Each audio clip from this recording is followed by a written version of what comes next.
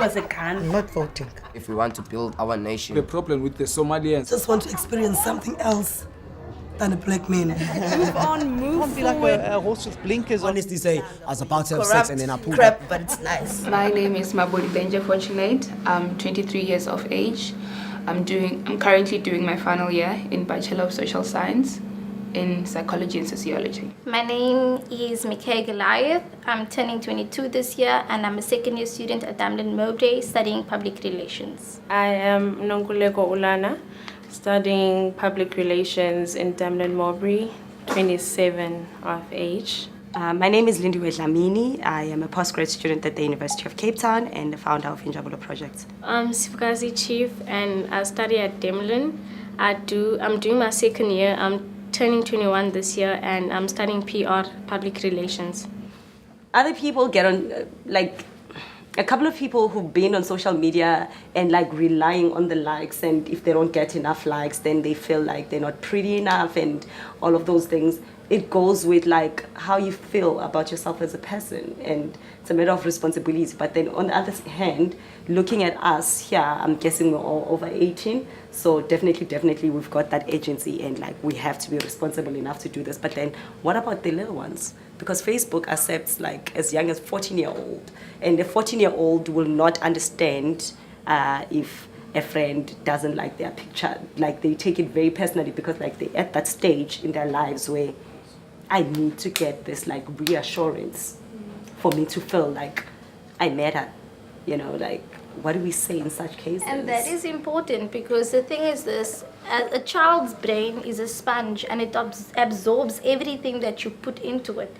And right now, I think that is what Nkululeko is saying, is that we are exposing our youth and our kids to likes are important. It's important for people to like your Snapchat and view your Snapchat and like your Facebook status and follow your tweets and whatever and be on Insta with you and be your friend and be followed, and it's all about being followed, being liked and being shared. And this automatically shapes who they think they are.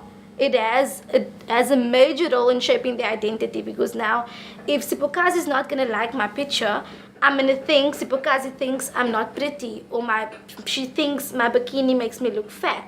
And then I'm not going to eat tonight because I feel fat. And now it just boils down to a whole image perception, when it was originally just Sipokazi didn't just like your picture because she just didn't.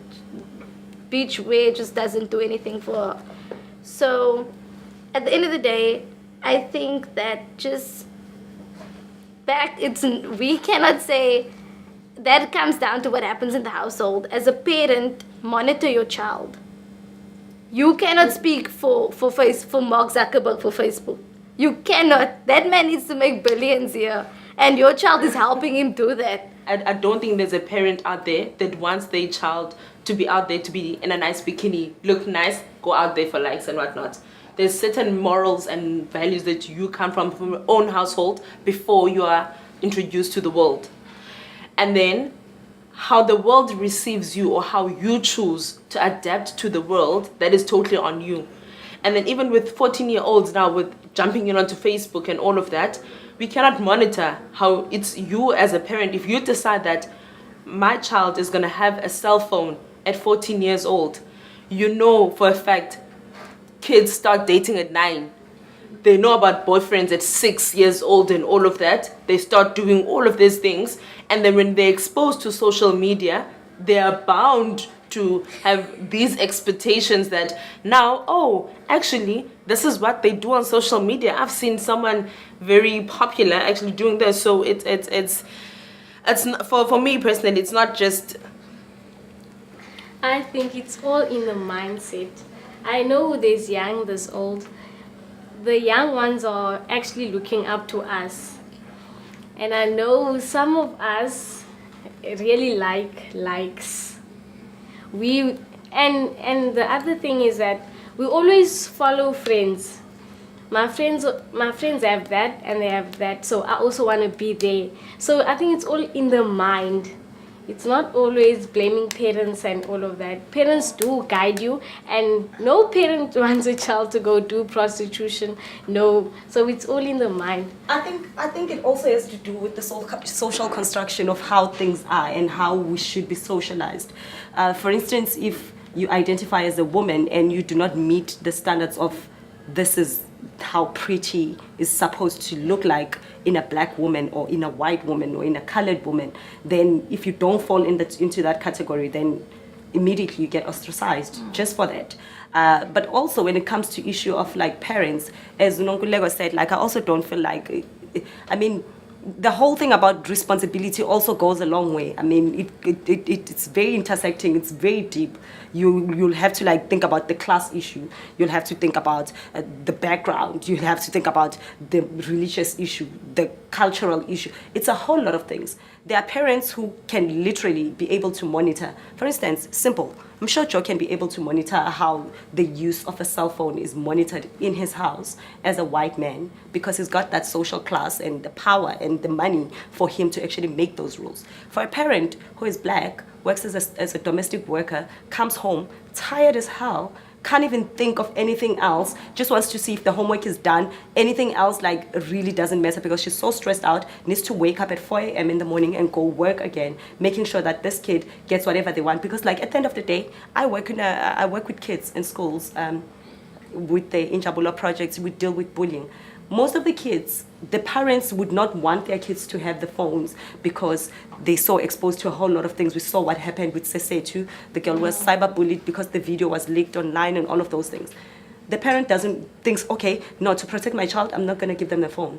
The child goes to school without the phone, still gets bullied for being poor and not being able to afford a phone. So like, definitely, it's a matter of what is it that we're teaching these kids. And we can speak here as 5 of us, have this conversation about how important it is for us to model some sort of behavior that these young ones will learn from and grow from. But there's like how many other people our age who post on social media, who are followed by those kids, who they learn something else different than the ones that we can try to teach them as 5 of us. How do we get the message out there to spread the message to say, let's try and create like some positive media rights type of thing where kids can learn something, but how many of us are actually going to follow through?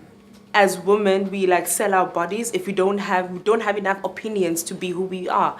And then we're not actually out there to say that me as Unonguleko, I can decide to say that today, you know what, I'm sick and tired of A, B, and C. And then a person's going to be like, but why? So... What do you mean by women sell their bodies? By that, it's a sense of, I'm making an example. Yeah. So I'm looking up to, let's say, to Bonang, celebrity figure. I'm like, oh, I want to have a Coca-Cola bottle and I want to be all of that. But I know where I come from personally. When no one is watching, I suffer. There is no, there's no electricity. I sleep with eggs at home. There's no nothing. But then in order for me to be relevant in the streets or wherever people see me, I need to have a blesser. And people need to see that Bay has blessed me. People need to see that Bay has done this for me. We're on vacation doing this. We're doing that. Sometimes you're really not happy, but you need to maintain a certain standard to say that I am just as that level to get those amount of likes. So then wouldn't we say that a person must be responsible enough for them to even have a social media account? Because it's all about responsibility.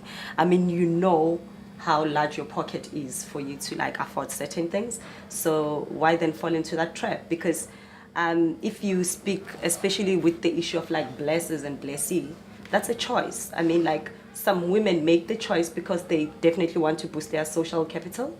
Some women actually make the choice to do that because they definitely cannot afford. I just wanted to just track back a bit with what you said in terms of women selling their bodies. I think for me, social media reinforces certain social stereotypes that still exist today in terms of policing how women should wear, how women should be. So right. Yeah, so for me, it's one of those things where in as much as we want to portray how a woman should be or just ignite these social norms that should be followed, it's very important to also address the social stereotypes that still oppress women in the current day. So it's not about saying women are selling their bodies, but also about assessing what is it that makes us say that. Are we oppressing women in the process of trying to be morally right? Girls are like this, eh? We speak now and I speak about my problem to you. You're not gonna say it the way I said it on social media. You're gonna change it, but I know I told you this, but you're saying it on social media. So now everyone knows about my business. They might not know about me, but they know about my business. So that kind of touches someone, and then they get hurt in some way. For me, okay, confessions. I love texting. I love my phone. I love being on the phone then being like this. So like sometimes I think, and also it's because of generally how our generation has become. We connect more with our fingers. And it is so nice when you see someone saying something, you can already see what they have said. You can already see what they like have said, and you can already like on the emotion you can be like, oh, there's an emoji like, but they didn't even say anything. There's just an emoji, like emojis of love and all of that, and automatically we fall in love with the idea of what someone is texting to us. And a lot of times, I won't lie, I've been in love like with someone that I've never met before, and I'm like, are you saying all the right things, boo? Like texting me again, I'm just waiting for my phone to go on and all of that. And then when you meet this person and you're like, but you're not actually who I thought you were, like it's not even close. So I do think that yes, with social media, texting, it can be very dangerous, but... And also, what is so crazy about social media today is everything that happens in your personal relationships are made so public. I literally saw this one chick break up with her boyfriend in my timeline. She broke up with her boyfriend on Facebook, and I was like, dude, no, don't do this. So this guy has to wake, and she's like, I know you're sleeping right now, but I'm just, and I was like, he's gonna wake up tomorrow morning, and everybody's comments is gonna be there and be like, what? And it's so crazy, like we are so consumed with having a presence on social media that we don't care who we hurt in the process. We're just out there, putting it out there, and if you can handle it, so, but you don't know what's going on behind closed doors. That person might really be hurting, and you're just out here being like, dude, it's over. Get yourself some new side chick or whatever.